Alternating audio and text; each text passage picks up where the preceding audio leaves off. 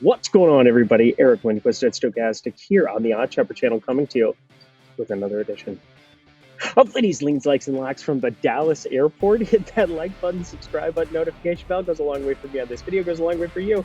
That way you become a prize whenever great content is going live here in our little neck of the YouTube woods with trains. We've got effects, we've got trains. I tell you what, the production value today is off the charts. We're probably going to keep it away from the people in the background there, but you know what?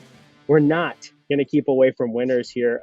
We've got 8 games here on the slate for Thursday. Going to be a fun one here. 6 games currently going. Hopefully you got in on some live assist props. If you're not following me at Eric Lindquist, you're kind of doing it wrong. Scotty Barnes ends up starting at point guard, end up on some live assist props here. He had 5 at half. We're looking for 7, 7.5. That would be nice. And then, of course, 3 locks that ended up on the card that I fired up all on the twitters.com. Shout out to Iowa, your real ones. Enjoyed driving across the border all week long. I think my parents did too. They got away from me for a little bit. I got away from them. But anyway, hopefully you had a great Christmas, guys. I'm heading back to the homestead, but in the process, sign up for BetMGM, sign up for OS. And hey, again, there's no days off. No days off. That's why I'm here. I'm putting in that work for you, Devin. Don't give up. Another one. Real ones know that commercial, but it's okay. Producer Jacob, hey, hi. This is a wild, wild situation. You know what? I don't give a shit. Let's fire this shit up. It's time to party, friends. Let's get to the picks. Okay. Detroit taking on Boston here in this spot, and I will say, there's a part of me that wants to lock this really, really badly, but I think this is really the perfect situation when you talk about the difference between mean and median. Mean and median. What is the mean outcome here in this spot, and what is the median outcome in this spot? Because Detroit is 17-point dogs. They've lost 25 games in a row. They can't win a damn thing. It's hilarious. 27? Is it 27 in a row? I know that tomorrow they go for the record. They're going to probably lose because, again, minus 2,100 if you ever see this. There's a kid crying right behind me, and I bet that's a Detroit Pistons fan if I had to guess. I mean, this is just so brutal. I mean, Boston could probably play their bench in this game. I mean, they're not going to play their bench, but it is what it is, friends. This is such a gross spot. And yet there's one man to rule them all, one man to find them. He has been Bojan Bogdanovic our entire, 2 years now of Lindy's Leans, Likes, and Locks. I feel like he's been the guy. He's been the guy. Again, a train. Great production value above my head. But Bojan Bogdanovic, when you talk about a mean outcome here in this spot, you're looking at averages where, well, yeah, he's going to be somebody that is shooting 7.5 threes per game. That's going to lead to more buckets for him. And Cade Cunningham, obviously he went completely nuclear in that second half there. But he's out there creating 7 assists per game and now playing alongside Bojan here for a lot of these minutes. Since Bojan's gotten back, he's played 39, 39, 39, 35 in his last 4. You give me 20 minutes, or it's not 20 minutes, he's averaging 20 points per game, but you give me 40 minutes of Bojan at a competitive spot in most places, I'm going to jam over 17.5 to the moon, like to the absolute moon. But is this one of those spots? Boston 17-point favorites. That's where I want to call this my favorite play on the day. But I can't lock it, so I'm calling it a like-ish lock because what else do I do? See the graphic down there? Bojan Bogdanovic, over 17.5. Producer Jacob knows things. I know things. I mean, this is just a disturbing, disgusting, no good, very bad spot. But 17.5 for a guy who's routinely been around 22.5 and then dropped to 19.5 because of Cade Cunningham's usage. And now he's playing alongside a starter in Jalen Duren and Isaiah Stewart, who started the last game. That's not a lot of usage out there. So even in 3.5 quarters, you're looking at a pretty good spot for Bojan to go over 17.5 points. Game number 2, Indy, Chicago, and obviously, friends, Indy, we've talked about them all season long. They are absolute monsters. They're pretty much the opposite of Memphis and Denver, which, by the way, Memphis, 17-12 towards the under. Denver, 20-11 towards the under. Thought those were pretty good stats to throw out for the people. Again, I'm putting in that work here, even if I'm just doing this from the jankiest environment you will ever see me record Lindy's Leans, Likes, and Locks. I've done this from parking lots before, and I feel like this is somehow worse. But you know what? Doesn't matter. The information remains the same. Indy, Chicago, you know that these are two teams that have just, I mean, I would say Chicago started to outkick their coverage. Yes, they're only 14-18, but they've found an asset here in I almost said Derek White, in Kobe White here. There's no doubt Derek White's playing unbelievable ball for the Celtics, the number one player in EPM there for the Celtics here over the beginning of this season, which is insane to think about. But you've got did it again. Kobe White here, who's definitely going to be an asset in some capacity. But you know by now, Indy, they go ballistic towards these overs. 20-9 now. But now 4 of their last 5, they've gone under here. And yet I don't think this is one of those spots. And here's what's up. Nikola Vucevic. We talked about this ad nauseum here with Clint Capella in the last series, and I know a lot of you are mad at me. I ended up going 2 and 3. Ended up on the over of points plus rebounds plus assists for Bojan Bogdanovic for a unit. Ended up on the over of that 2.5, then 3.5 for Utah. They murdered by double digits. That was nice. But everybody wants to come at me for Clint Capella. People leaving the Discord over Clint Capella. It's like, I said Andre Drummond's the best rebounding big in the NBA, 99th percentile in terms of rate in every single category. I think that actually helps the pace of this one because he's not good defensively. He's just a guy who's out there getting meaningless, mindless stats. He just really sucks up boards like a vacuum cleaner. You might as well call him Hoover. Nobody's going to call him Hoover. It's actually a dumb joke. I apologize to the Drummond family. But over 240.5 feels like a little bit low here for a pacer spot. Yes, the Bulls not playing up in pace. They're dead last in pace at 96.4 possessions per 48 minutes. But you take Vooch off the floor, you're going to have guys like Terry Taylor playing the backup 5. This is going to pace this one up a little bit. And 240.5. Tyrese Halliburton's playing basketball, so you know I like this. My Minnesota Timberwolves taking on the Dallas Mavericks, and just tread lightly with this spot altogether. Luka and Tim Hardaway both questionable entering Wednesday's game. Both suited up, so here in DFW, they are very, very happy. That's the airport abbreviation. Nobody cares. Minnesota, Karl Anthony Towns, he's going to be questionable for this one, so you're going to have to wait for that one. Minnesota, I expect to open as pretty big favorites, and yet, you know what? It's my show. I can do what I want. Minnesota money line, they're going to be pretty big favorites, I would expect, even if Karl Anthony Towns sits here in this spot, but I do think this is the spot where the spread jump, if it opens inside of 10, which I do expect it will, I think you fire it blindly. Just, is Luka going to play tonight, then go on the road, play in Minnesota, played 44 minutes on Christmas?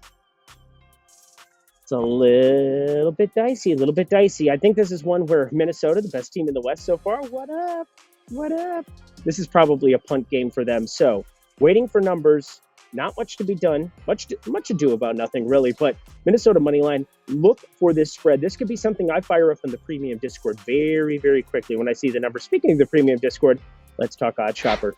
$14.95 for the weekly, $49.95 for the monthly. Right now, friends, over at Odd Shopper, you sign up at the link below. You use promo code Lindy when you do and get yourself 20% off that $14.95 weekly, $49.95 monthly. I repeat, promo code Lindy. Look at that. 20% off. Good stuff. Expert picks, Discord, premium tools, everything. The premium EV tools, the fantasy optimizer for Underdog, for prize picks, for all the great things, all in one easy to find place. And then the Discord where I'm firing up my stuff and, doing $50 giveaways today. Hopefully we can win some bets here. Hopefully Orlando can get us across the finish line here in some way, shape, or form as well. Ended up blocking that. And now they're down, even though Paulo Banchero is playing awesome. Blocking shots, doing whatever here as I'm watching, but going to be sweating that one out for sure. But check out everything we have to do. 20% off.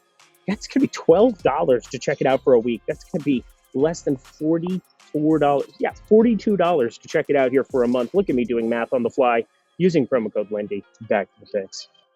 The Utah Jazz, the New Orleans Pelicans here, and when Fontecchio is the only guy here on the questionable injury report other than Larry Nance, which, by the way, could change things to some extent for Jonas Valanciunas, although Larry Nance had started to fade away from this rotation earlier.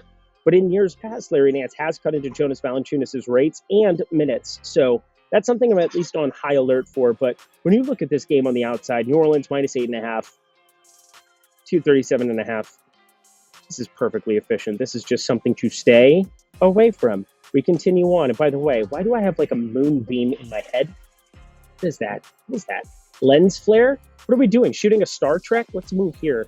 Here we go. It's better. That was for me.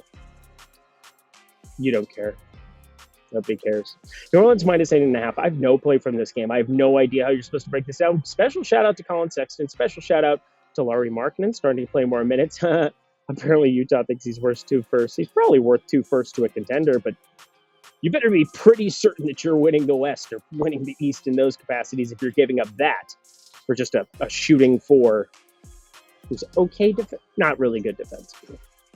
I do really like this play in this spot. Memphis going up against the Denver Nuggets. Talked about the under where, yeah, earlier in the program, one of those things where I was breaking it down, 226.5 was just a total that caught a little bit of my attention because, again, that's lower than most.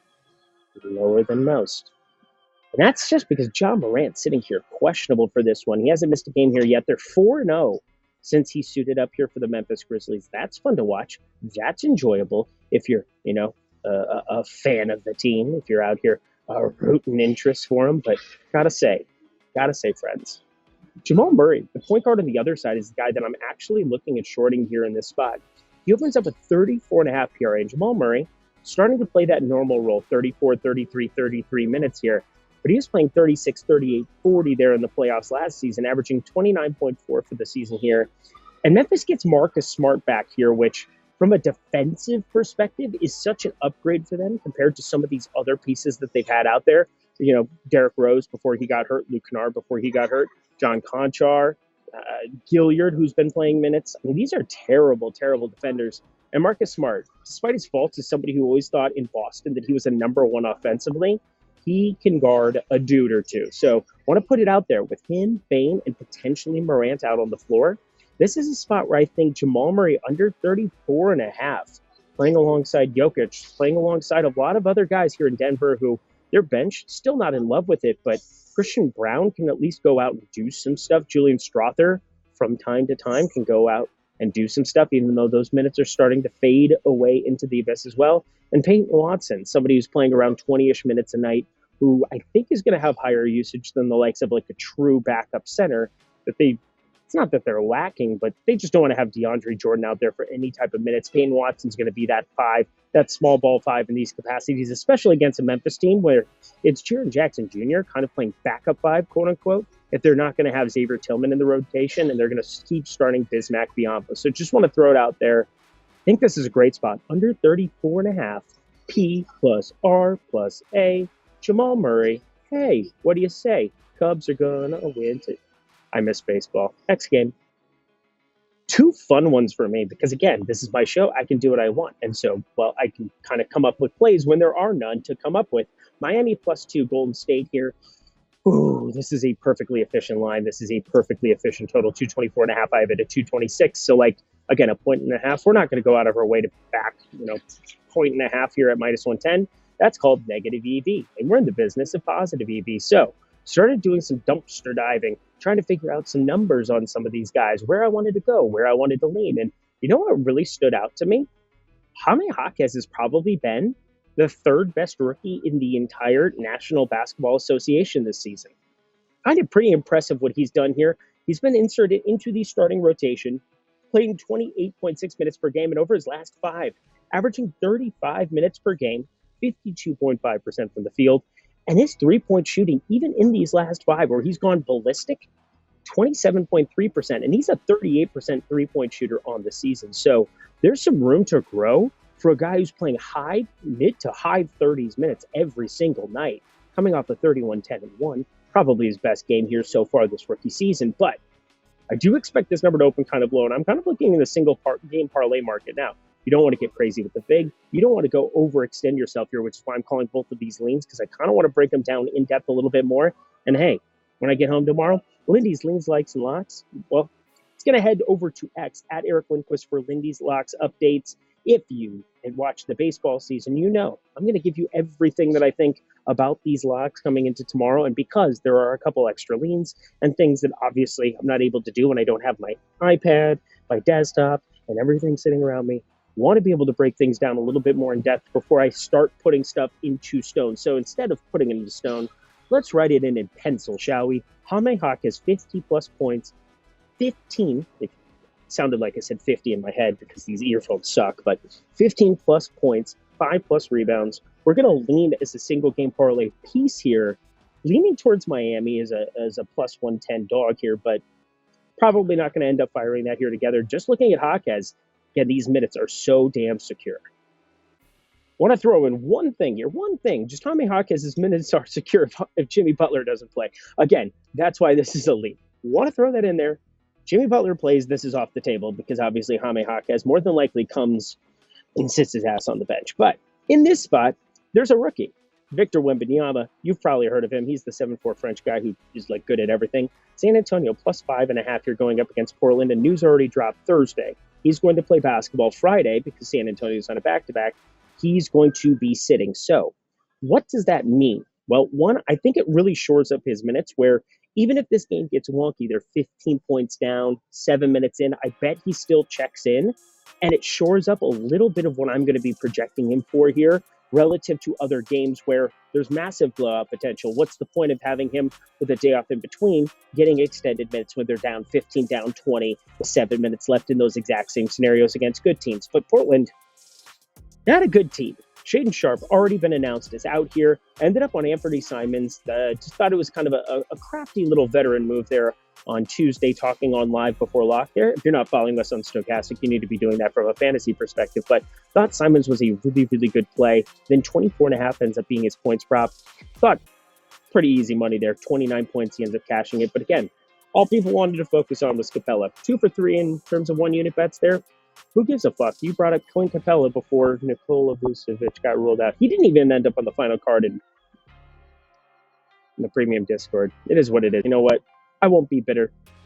Won't be bitter. Andre Drummond played really, really good. It is what it is. But San Antonio going up against Portland here in this spot. Victor Wembanyama, he's the guy I'm circled highlight. Since he starts at the 5 now, instead of Zach Collins playing alongside of him, that rebound rate has been absolutely out of control. And I do think 10 plus rebounds is going to be juiced to infinity and beyond. But we're going to pay close attention here because he's 99th percentile in terms of defensive rebound rate in the NBA when he starts here at the 5.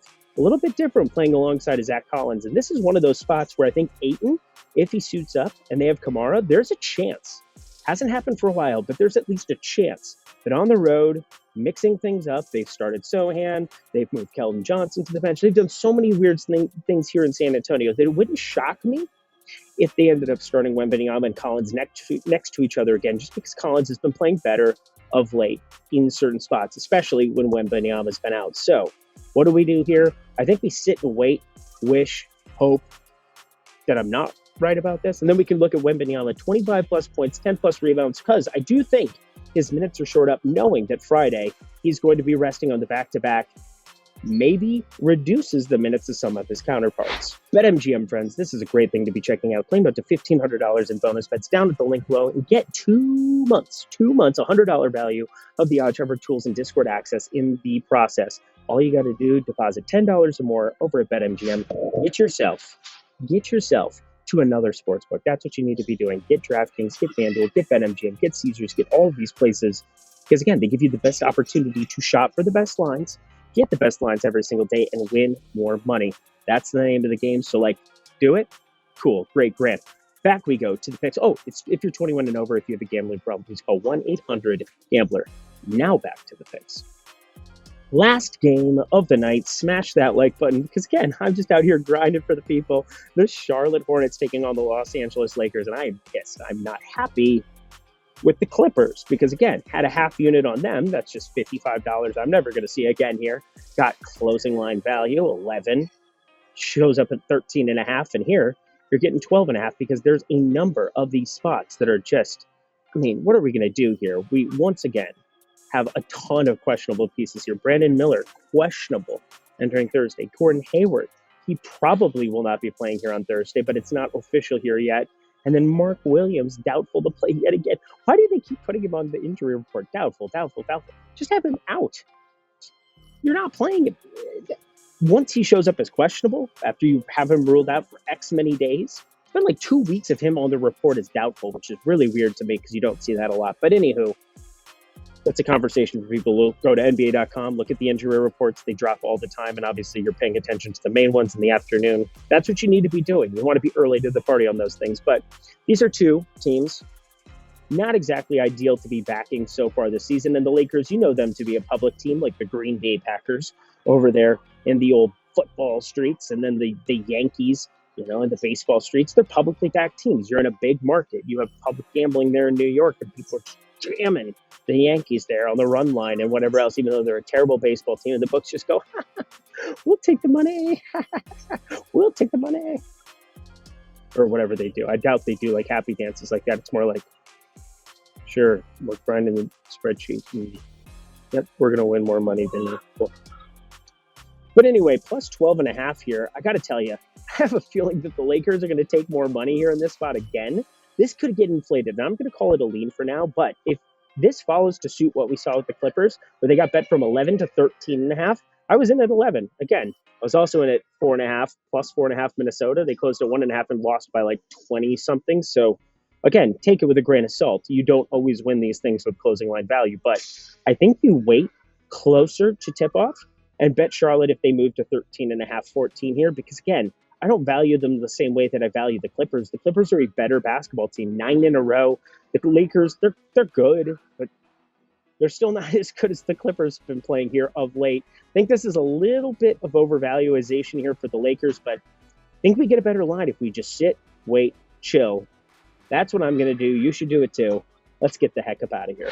And that does it for another edition of Lindy's Links, Likes, and Locks. You know what to do? Go to that comment section below. Let me know your favorite plays here on the board. Let me know also if you appreciated these circumstances. Again, desperate times call for desperate measures. We got this in here, got the information to the people, and hey, we can win ourselves some money. Hopefully you all travel home safely here and you don't have delays and stuff that makes you sit around here until 10 o'clock. But it is what it is, friends. I was able to fire it up here for you, and I'll be back in the home studio tomorrow. So looking forward to that. Thank you to producer Jacob for, dealing with me bouncing my computer around. It's like the Blair Witch Project over here, but it's fine. It's fine. Not like he watches me. He doesn't care. Let's get ourselves out of here, friends. Until next time, I'm Eric Lindquist. Best of luck in the NBA streets on Thursday.